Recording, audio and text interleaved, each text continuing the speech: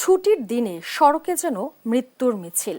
সিলেট ও বগুড়ায় আলাদা সড়ক দুর্ঘটনায় প্রাণ গেছে 18 জনের, আহত হন কমপক্ষে 30 জন। শুক্রবার সকালে সিলেটের ওসমানী নগরে দুটি যাত্রীবাহী বাসের মুখোমুখি সংঘর্ষ হয়, এতে নিহত হন 9 জন। বগুড়ার এরুলিয়ায় যাত্রীবাহী বাস নিয়ন্ত্রণ হারিয়ে একদল শ্রমিককে চাপা দিলে ঘটনাস্থলেই 7 জনের মৃত্যু হয়।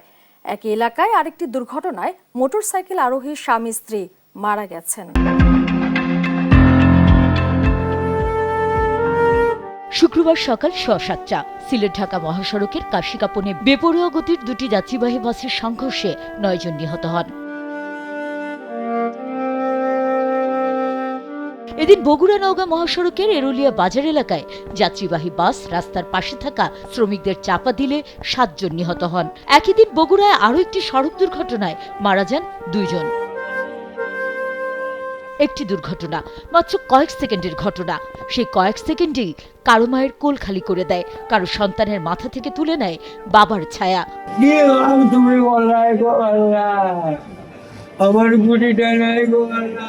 সড়কের নিরাপত্তা নিয়ে কাজ করা নিরাপদ সড়ক চাই নিশ্চয়ের তথ্য বলছে, জুলাই মাসে দেশে 458টি সড়ক দুর্ঘটনায় প্রাণ গেছে 416 জনের।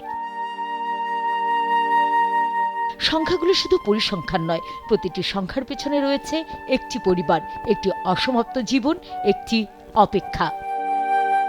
আর যারা বেঁচে থাকেন, অনেকেই বেঁচে থাকেন আজীবনের পঙ্গুত্ব, অসহায়ত্ব আর অনিশ্চয়তা নিয়ে। সাধারণ মানুষ চায় নিরাপত্তা।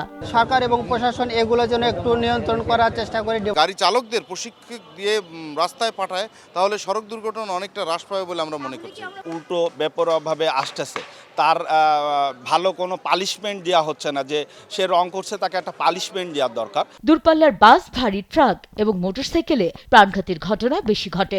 রাজধানীর বাস চালকদের মতে বেপরোয়া গতি এবং মাদক সেবনের মতো অভ্যাসের কারণে বাড়ছে দুর্ঘটনা। অনেকেই সামথিং মাদক সেবন করে, মাথা ঠিক থাকে না। দায়িত্বটা আমার আগে বুঝতে হবে যে আমি ভালো থাকতে হবে, অন্যেরও ভালো রাখতে হবে। নিশ্চয় মহাসচিব বললেন, আইন থাকলেও তার সঠিক বাস্তবায়ন খুবই দুর্বল। এজন্য রাজনৈতিক সদিচ্ছার অভাবকে দুষলেন তিনি।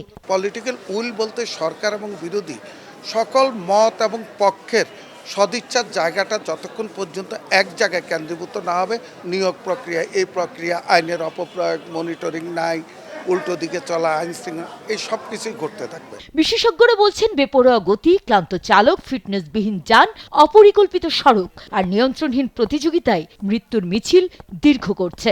আমাদের একটা হচ্ছে এনফোর্সমেন্ট ইস্যু, যে আমরা মাদকের বিস্তার যেটা পুরো বাংলাদেশে রয়েছে সেটা কন্ট্রোল করা। একটা হচ্ছে সিস্টেম, অর্থাৎ আমার ট্রান্সপোর্ট সিস্টেমে আমাকে অবশ্যই কর্মঘণ্টা ঠিক করা, চালকের নিয়োগপত্র দেওয়া, তাকে একটা সুস্থ পরিবেশ দেওয়া, এটা এনশিওর করতে হবে।